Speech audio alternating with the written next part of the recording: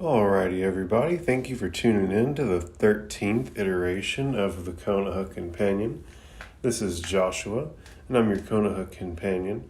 And on this episode, we're going to be covering Season 1, Episode 13 of Naruto, entitled HAKU'S Secret Jutsu, Crystal Ice Mirrors. And to give you a quick rundown of what happened on the previous episode, a girl who was later revealed to be a boy, who was later revealed to be Haku, stumbles across Naruto napping on the ground, exhausted from his chakra control training out in the middle of the woods.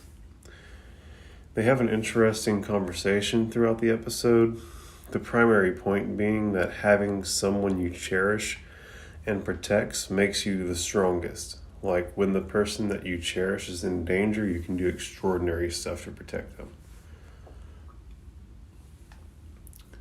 We got to see some of Haku's tragic backstory, living homeless in the cold and the snow, and Zabuza finding him. An interesting thing about this is that the shadow that Zabuza cast on Haku whenever he first saw him was the face of a demon. Sasuke and Naruto continue to do their chakra control training, and they inevitably find their way all the way to the tops of the trees, effectively concluding the training. Inari at some point winds up telling the squad that their training is pointless, and Naruto calls him a coward. Kakashi helps Inari empathize with Naruto and realize that Naruto is a squad. The squad leaves Naruto to rest the next morning because he's been overworking himself during training. When the team gets to the bridge, Zabuza and Haku ambush them. Naruto wakes up and rushes to catch up to the squad, unaware of the ambush. And after he leaves, two of Gato's thugs, Gray Hair and Eye Patch, arrive outside of Tazana's house while it's only Tsunami and Inari there.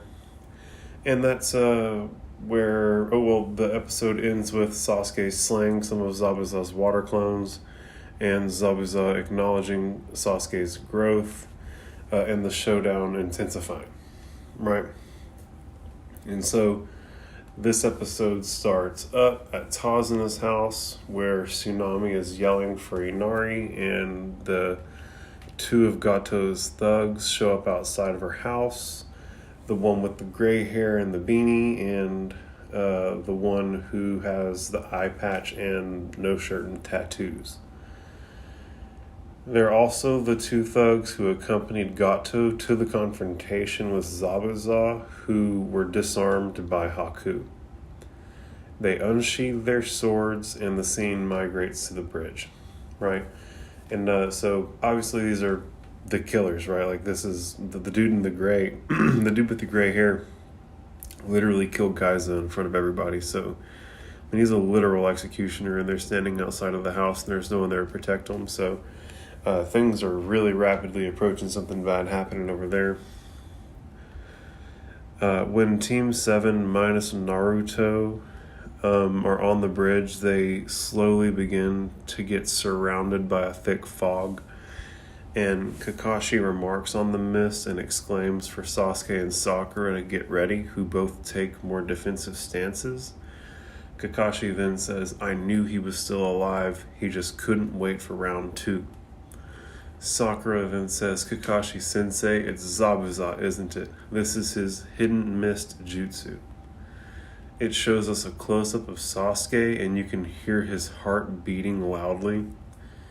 And Zabuza's voice can be heard saying, "Sorry I kept you waiting, Kakashi. I see you've still got those brats with you." He then says in regards to Sasuke, "That one's still trembling. Pitiful." Sasuke gasps, and suddenly they're surrounded by several Zabuza water clones. Sasuke smiles, and this confuses the Zabuza standing in front of him, and Sasuke remarks, "I'm trembling with excitement." And Kakashi turns and smiles and tells Sasuke, "He's all yours." And Sasuke leaps into action, slashing all of the Zabuza clones who inevitably discorporate into puddles of water. Sasuke then thinks, I can see it.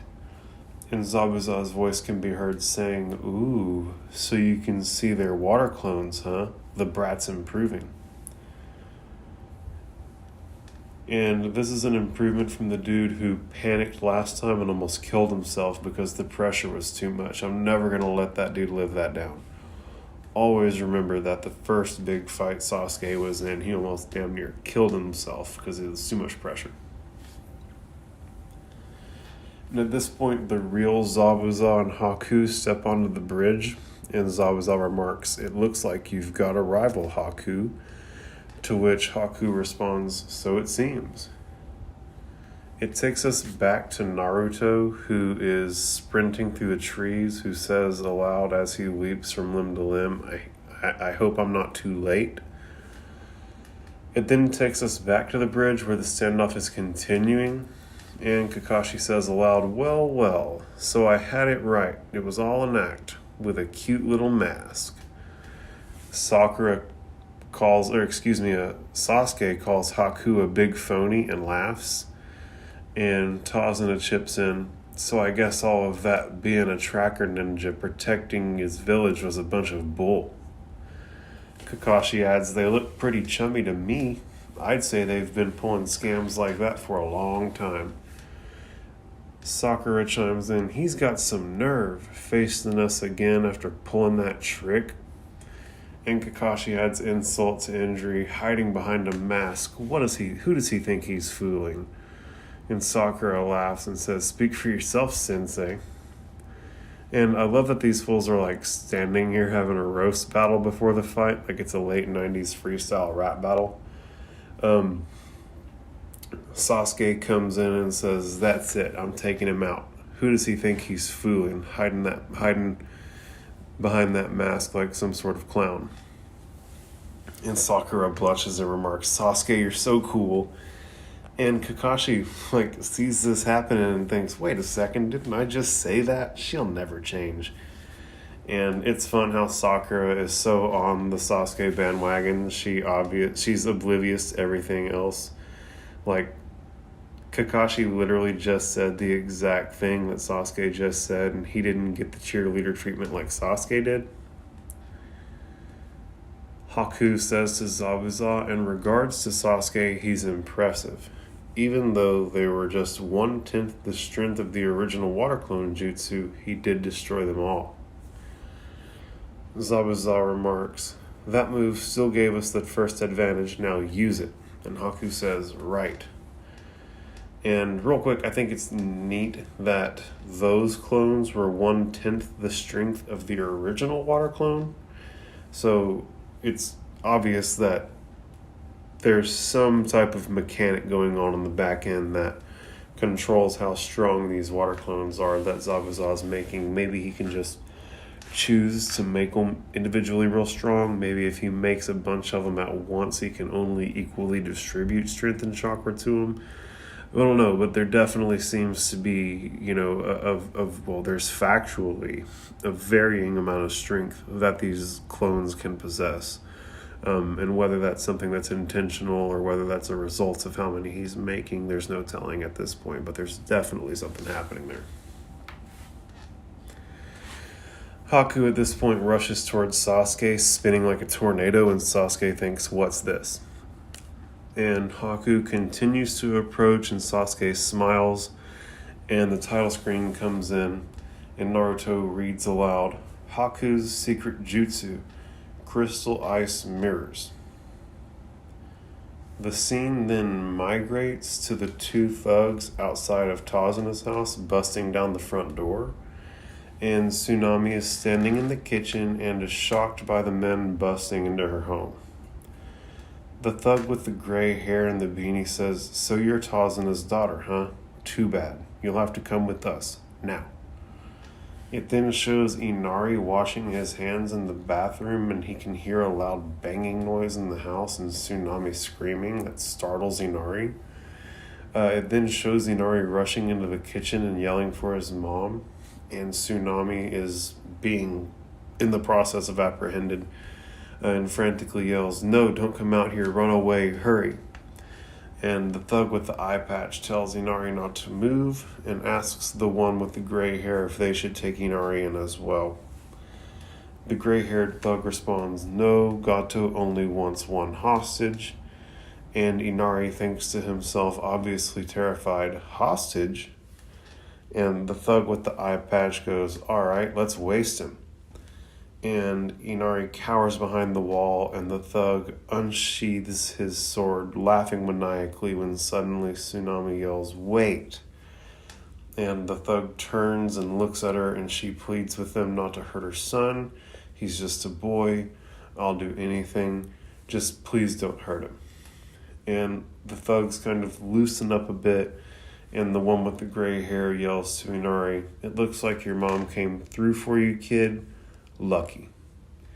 Inari then crumbles to the floor, clearly devastated. The thug with the eye patch remarks, "What a waste. I was in the mood to cut something." And the thug with the gray hair tells him to give it a rest. "You've already drew blood today. Let's get her out of here." They tie Tsunami up, and Inari cries, "I'm sorry, Mom. I'm sorry." The men march Tsunami out of the house, and Inari cries aloud, "What could I do? I'm too weak to protect you. I'm scared. I don't want to die." And a tear drops from his face, and you can hear Naruto's voice calling Inari a coward. And he then flashes back to Naruto saying, "Listen to yourself whining and complaining like some little victim. You can whimper all day for all I care. You're just a coward." And he then flashes to Kakashi, telling him, "My guess is he just got tired of crying and decided to do something about it. He knows what it means to be strong like your father did." And it then flashes us to Kaiza saying, "If you really care about something, protect it. Even if you have to put your life on the line, protect it with both arms." He then flashes to his mom smiling and saying, "Inari," and he then asks himself, "Can I be that strong too?" And he then stands up, wipes the tears away from his eyes, and proclaims, "Father." And the beat drops, and the thugs are leading away Tsunami, and the one with the eye patch tells her, "We're going to treat you just fine, so don't you worry your pretty little head." And the one with the gray hair tells her to keep walking and tugs her rope like he's, aggressively leading a dog on a leash or something. And in this moment, Inari comes running out and yells for them to stop. The thug with the eye patch goes, well, if it isn't the little tough guy. How cute you've come to save your mom." And Tsunami yells for Inari, and Inari yells, "You'd better get away from my mom." And he comes rushing the thugs. And go Inari for finally turning the corner, right? You can be strong like that, Inari. You just have to be brave. And Tsunami yells, "No," and the eye patch thug goes, "This kid is a little short on brains, don't you think?" And the gray-haired thug says, "Take him down." And Tsunami starts to say that if either of them hurt Inari, she swears she'll, and bang, the thug with the gray hair knocks her unconscious and tells her to shut up and take a nap. Inari continues charging, and both of the thugs fully unsheath their swords, and the scene transitions back to the bridge. And so, who knows what's finna happen with Inari, right? He's charging two fully grown, armed thugs who just knocked his grown mother unconscious with nothing but a karate chop to the back of the neck. And, hopefully the kid throwing himself at these guys can create enough chaos for something good to happen. Because it would really suck if they slayed Inari and it just made us hate Gato and his thugs a lot more, right? I already have plenty of disdain for Gato. I don't need any any lovable little character is getting taken down for the sake of making me dislike Gato more at this point.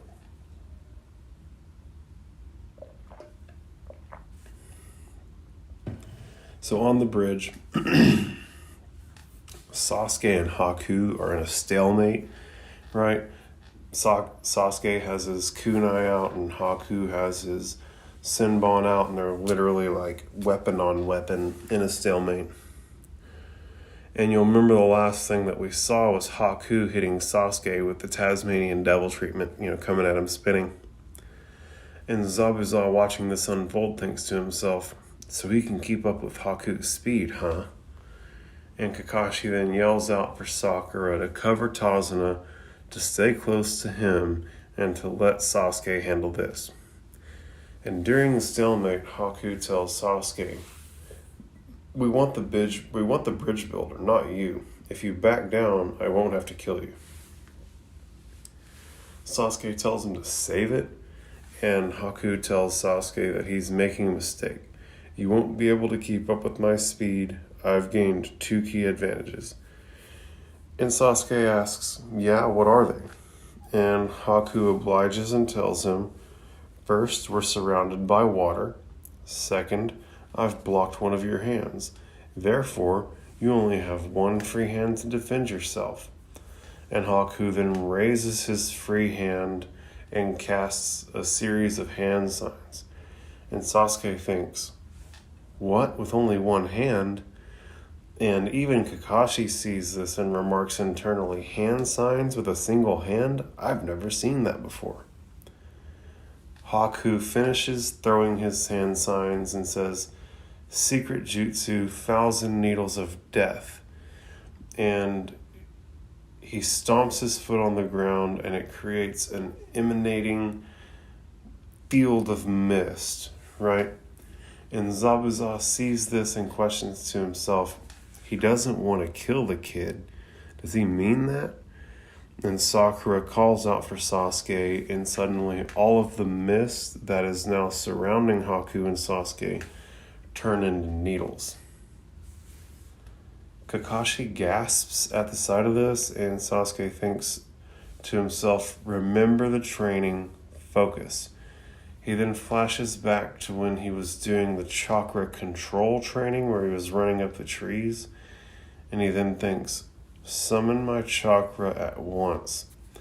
And the needles come flying in and it flashes away to Inari's hat, which is flying in the air, presumably having been just knocked off of him by the thugs.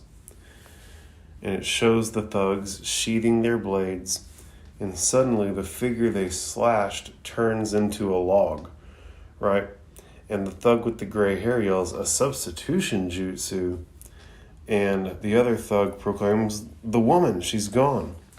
And in this moment, we hear Naruto's voice call from out of screen, sorry I'm a little late.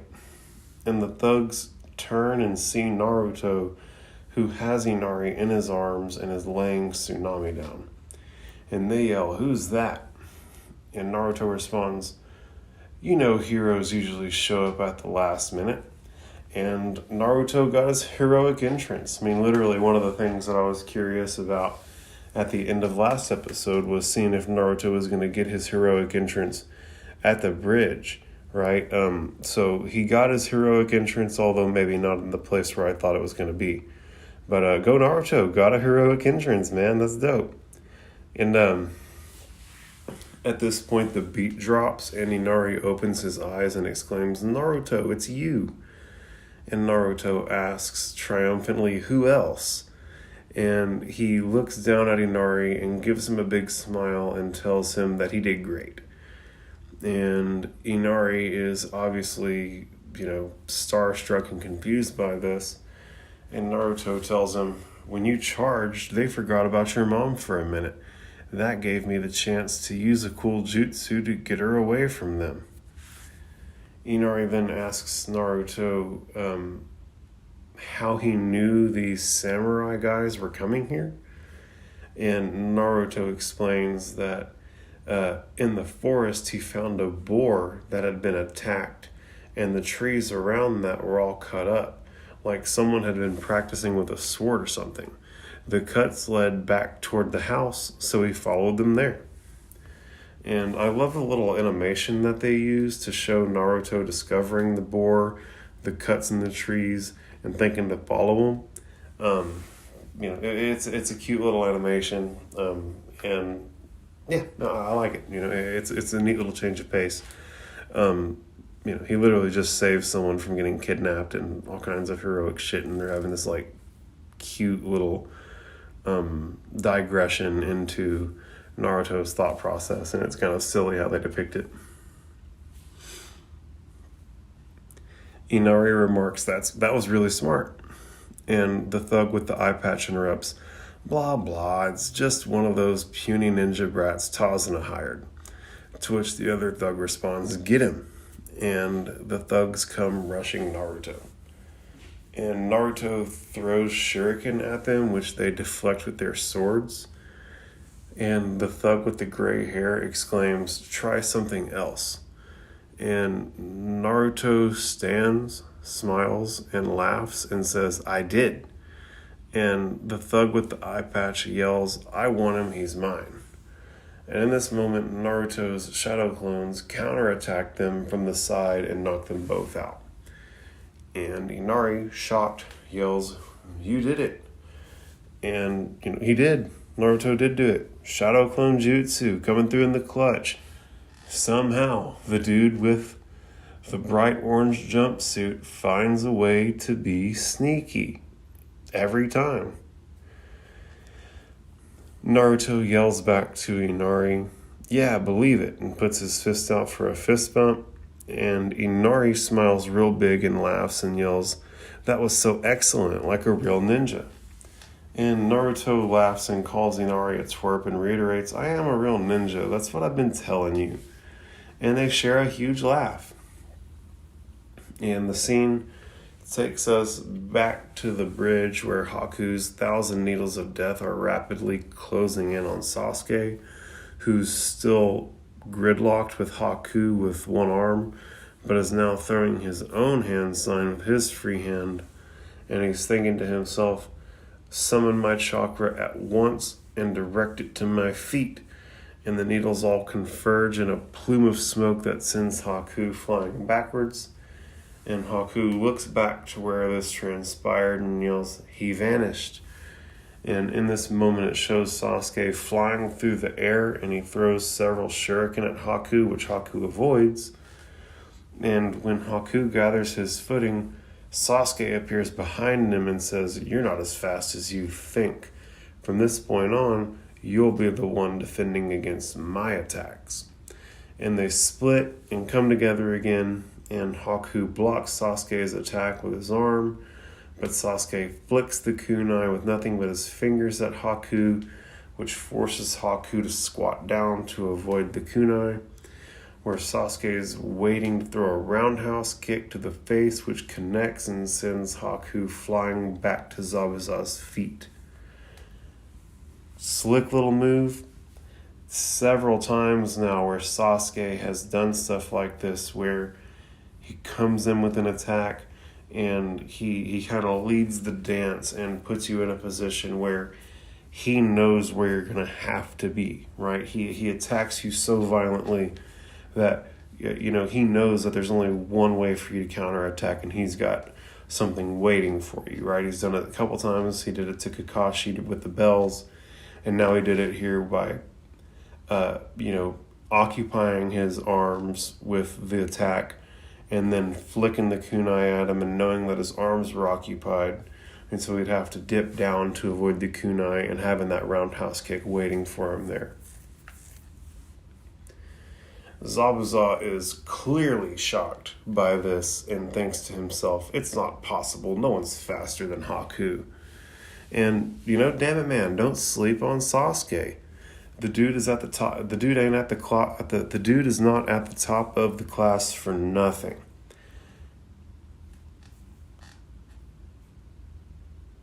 He looks over at Sasuke, who mockingly offers, "I thought you were quicker, huh? What else do you think you might be wrong about?" And Kakashi then chimes in, "You made a big mistake insulting these ninja and calling them brats. That's just guaranteed to bring out Sasuke's attitude. He's the best young fighter in the Hidden Leaf Village. And Sakura here is our sharpest mind. And last but not least, our number one hyperactive knucklehead ninja is Naruto Uzumaki." And this is fun. We get to hear Kakashi, talking up the guys, right? He called Sasuke the top young fighter in the village. He called Sakura their sharpest mind. And, he served Naruto a compliment, even if it was, a little silly in how it was delivered. It flashes us back to Naruto and Inari, who Naruto is sneezing, and he tells Inari, "They say when you sneeze, it's when someone's talking about you somewhere. You don't believe that, do you?" I don't believe that, Naruto. I think you sneeze because you're allergic to my bullshit. The scene then pans and reveals that Naruto has both of Gato's thugs tied up. And Naruto then turns and apologizes to Inari for being ugly to him the day before. And he continues, "Calling you a coward was pretty mean, I guess. Anyway, it's not true, He then rubs Inari on the head and tells him, "'Cause you're really brave." And this makes Inari swell with pride, and he starts to cry, and he immediately tries to wipe away the tears and proclaims, "Damn it, I promised myself I wouldn't cry anymore." But he just can't contain himself, and through his tears he tells Naruto, "You're going to make fun of me again and call me a baby, but I can't stop." And he continues to cry, and Naruto looks out over the water and asks Inari, "What are you talking about?" And this kind of slows down Inari's waterworks, and he looks up at Naruto, who continues, "You're happy. What's wrong with that?" And he lets out a big chuckle, and Inari looks up with confusion, and Naruto tells him, "When you're happy, it's okay to cry. Really, it is."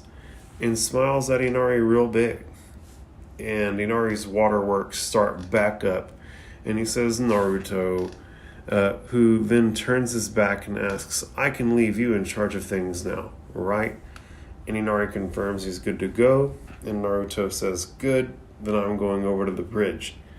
And he starts running away, and while he's running, he yells back to Inari, "It's not easy being a hero. It's tough, believe it." And Inari yells out, "Believe it!" And he's got a huge smile on his face. And this is beautiful, right? Tazuna said that Inari never smiles or laughs anymore, and now he's doing both. Naruto and Inari are all patched up. Kai's executioner and his right-hand man are apprehended. Tsunami is safe.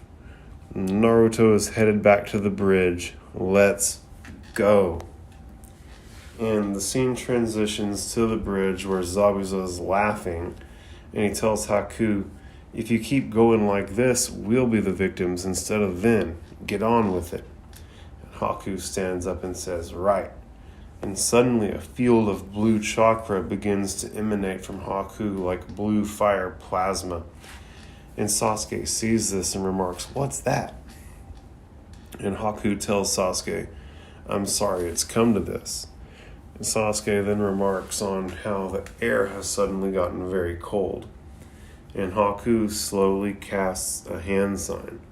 And up from the ground emerges, behind Sasuke, emerges a pillar of ice, which then expands at the top and starts to work its way back down with its newfound edges.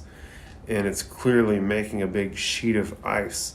And Haku says, "Secret Jutsu." And Zabuza looks on as several ice sheets begin to form in every direction.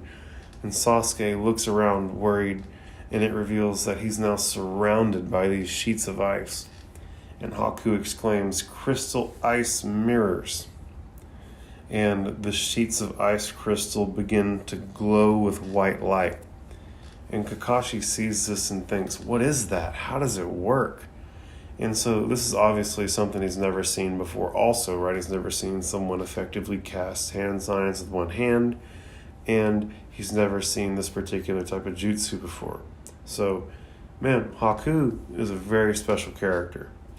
But You better watch out, casting that jutsu in front of Kakashi. That's the copycat ninja over there. That jutsu ain't a secret no more. Haku then walks into one of the mirrors and merges into it and becomes a reflection within the mirror. Everyone is taken aback by this, and it's clearly out of this world. Nobody's ever seen anything like it, including the leader of the team. Suddenly, the reflection of Haku appears in all of the mirrors one by one, and Sasuke thinks to himself, they're mirrors, but how?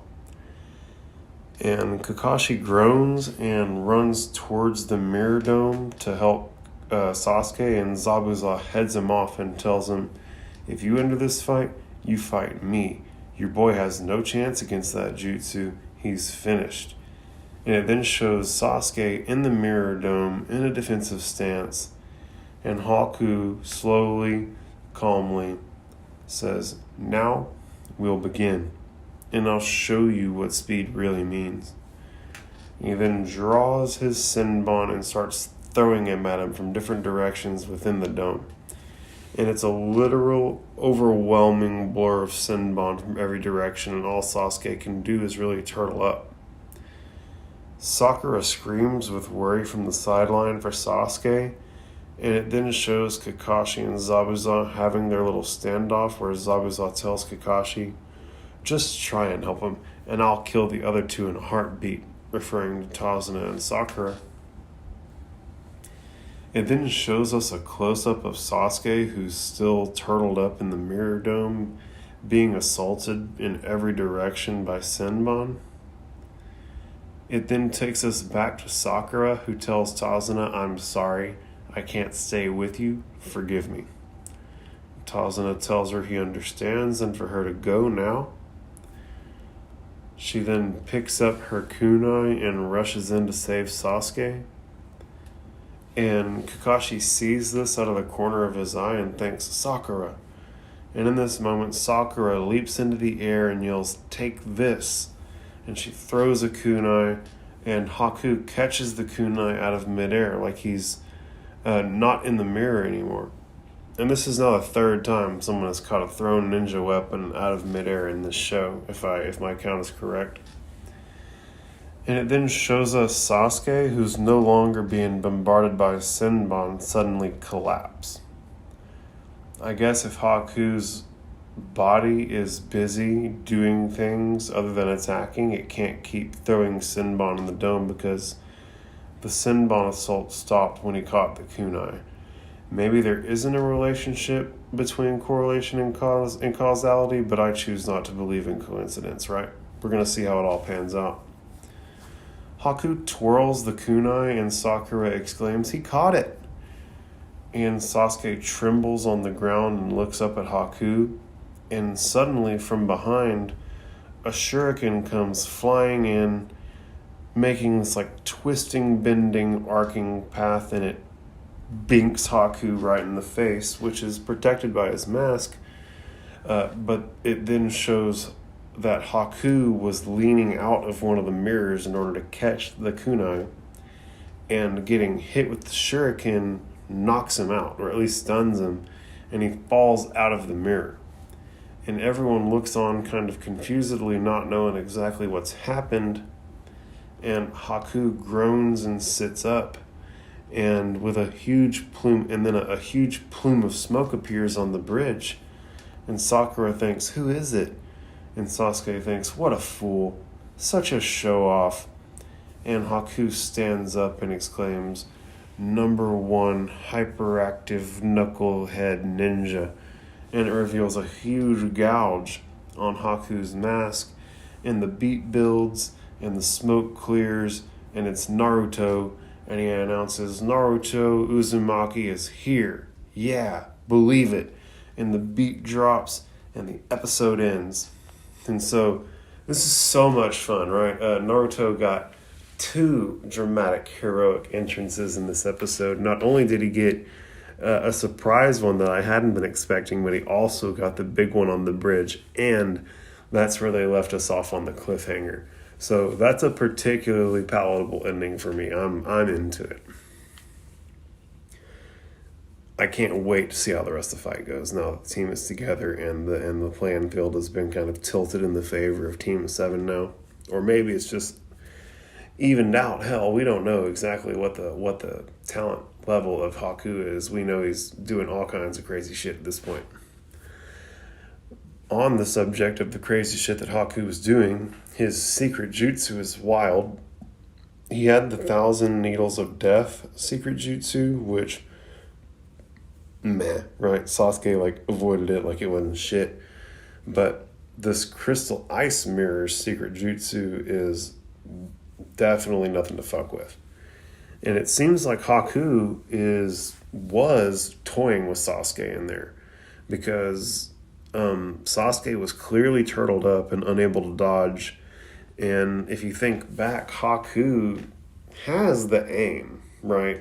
He could have phoned one of them and hit a vital organ, right? Kakashi did remark that the Senbon are rarely lethal, but they definitely can be if they hit vital organs.